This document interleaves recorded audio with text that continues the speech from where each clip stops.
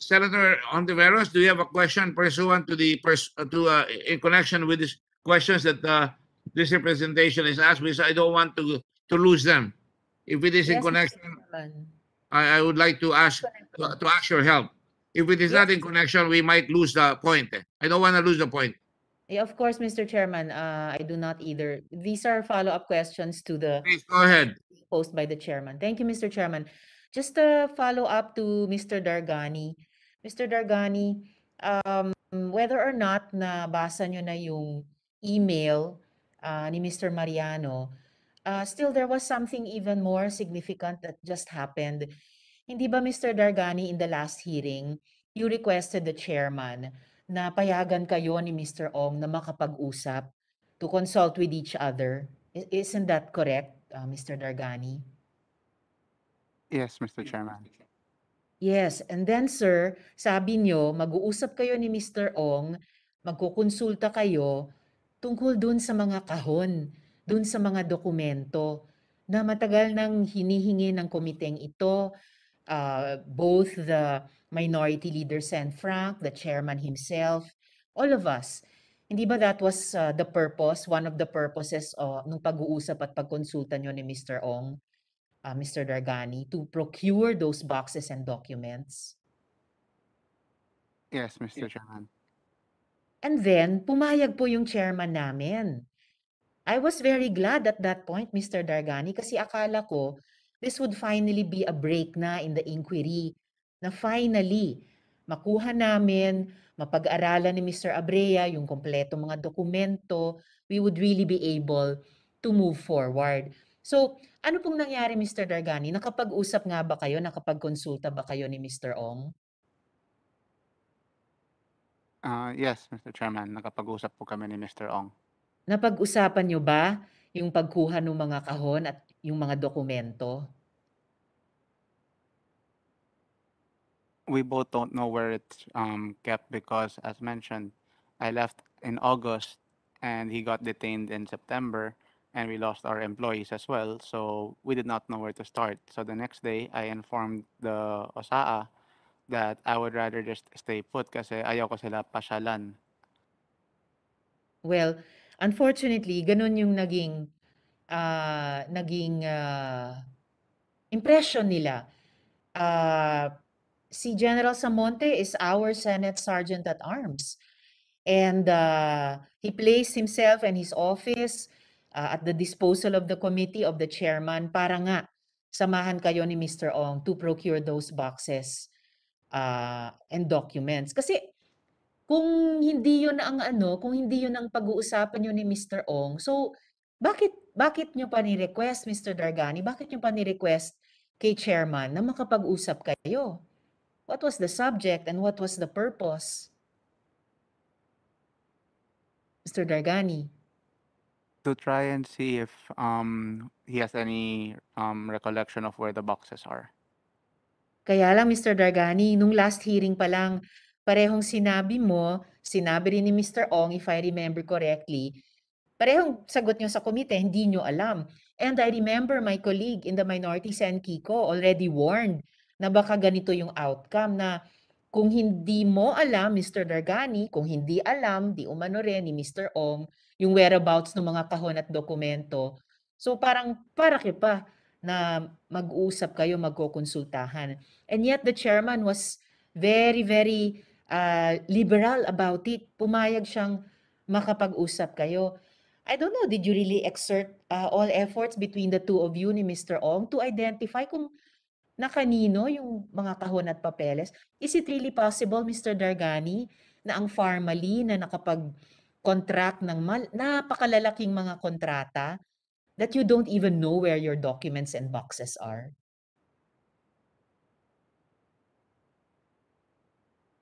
Mr. Dargani. I really don't know. I'm sorry. Alam nyo, I'm more sorry, Mr. Dargani. Kasi nung nabasa ko po sa media na kayo ni Mr. Ong ay sabi nung hepe ng Pasay City Jail, kayo ay 10 araw hanggang 2 linggo sa quarantine area muna bago kayo ililipat sa common area. I thought na, well, yung 2 linggong iyon, that's your window right now to show cooperation and good faith with the committee. Sinabi din yon nung nakaraang hearing ni Chairman, ni na Sen Frank at Sen Kiko, that you have created this trouble for yourselves, pero yung kapalaran nyo is in your hands also. Napaka-reasonable ng matagal nang hinihingi ng komite sa inyo, yung mga kahon at saka yung mga dokumento. And I don't think you can blame us for feeling na, ano ba naman, ginagawa nyo ba kaming hindi intelihente dito sa komiteng ito? Are you aware, Mr. Dargani, that you have that 2-week window to produce the documents?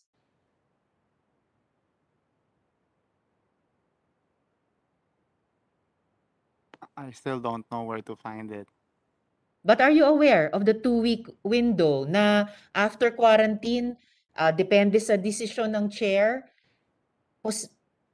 I mean, you know, if you really make a change in the way you have been relating with the committee, baka hindi matuloy yung sinabi ni Pasay City Chief na from quarantine, ililipat na kayo sa common area. Are you aware of that?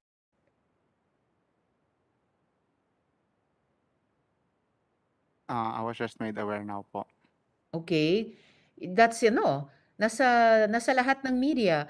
Wouldn't you rather na magdesisyon ang komite through the chair na sa halip na matuloy kayo dun sa common area na may ibang mas maayos siguro kayong patutunguhan? Kung mas maayos din ang pagtrato nyo sa komite, wouldn't you rather something better than yung inevitable ngayon na after quarantine, punta na kayo sa common area ng Pasay City Jail? Wouldn't you rather, Mr. Dargani?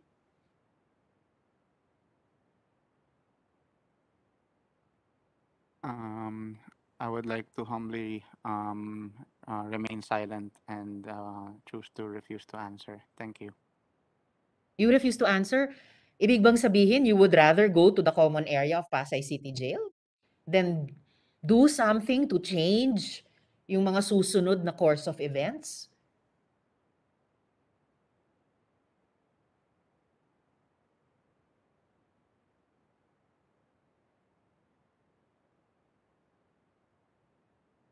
Mr. Chairman, I'll just ask that question one last time to Mr. Ong. Mr. Ong, hindi ba mas maigi na baguhin nyo na yung pag-uugali nyo sa komite?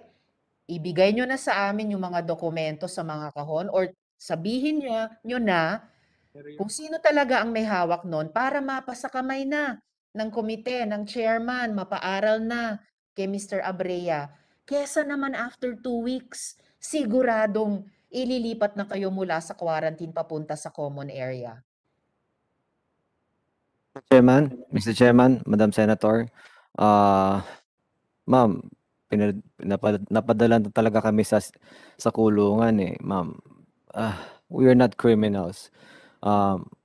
Yung mga file na yan, I really don't know kung saan man sila.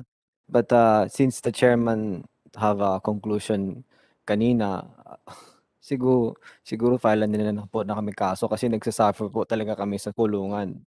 Hindi naman And po the kami whole kriminal. The whole committee, Mr. Ong, supports the chairman. Ang sa akin ganito na lang, my last point at this point, Mr. Chairman. Mr. Dargani, naalala nyo, nung unang ayaw nyong sabihin sa amin, sino yung nag-contract ng Celetar jet flight pa sa inyo.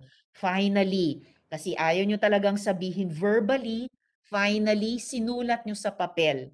Binigay nyo kay Attorney Kimbo, ang aming Director General, and he read it into the record. Supposedly someone named Gary Wong.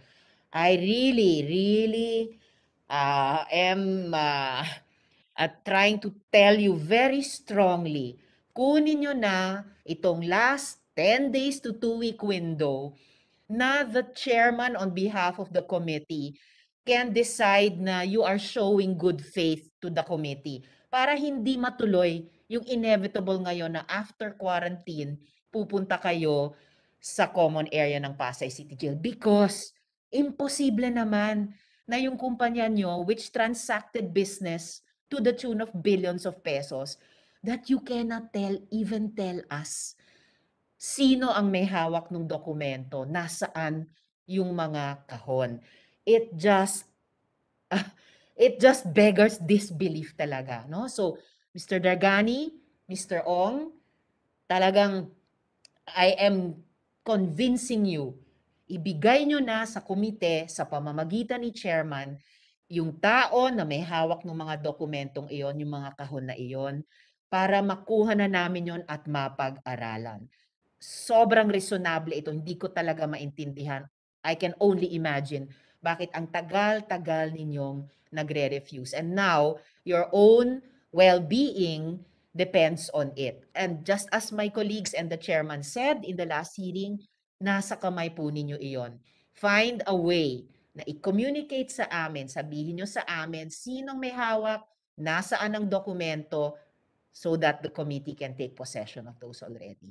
Salamat, Mr. Chairman.